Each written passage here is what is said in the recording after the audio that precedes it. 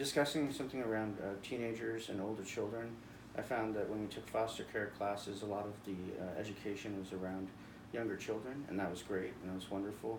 Some of the experiences I think that you deal with older children is they have their own identity and their thoughts and processes, and it's a little more complicated when you're trying to get them to school or to a counseling appointment. They have less incentive initially to work with you. So really the difficulty around fostering older children isn't so much around getting them to do what you want in the moment, but having the patience for them to come around.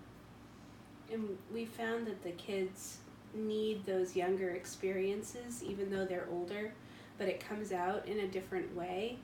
Like the Disney trip, for example. We took the kids to Disney and they're a little bit old for Disney maybe at this point, but we could see them sort of transform in that moment and become a little bit younger and become a little bit more wide-eyed, and we could see how that was feeding an experience that they might have missed out on, not Disney specifically, but of being younger and being nurtured. Just anytime we can allow them to be nurtured, as old and tough and whatever as they can look, they really are still kids, and they need everything that every kid needs. They need love, they need unconditional support, they need to know that we're there for them, they need hugs, they need all of it. So even if they're older, We found that experiences where the children can learn to discover something really were helpful, because then that kind of leads them on a journey where they can expand and also look at life in a way that isn't so sheltered in their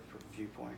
And so allowing them to openly seek out something that's interesting to them or find some kind of spark really seems to help them in the process of whether it's grief or finding the opposite when they're trying to find some level of what can I be enthusiastic about. finding their passions.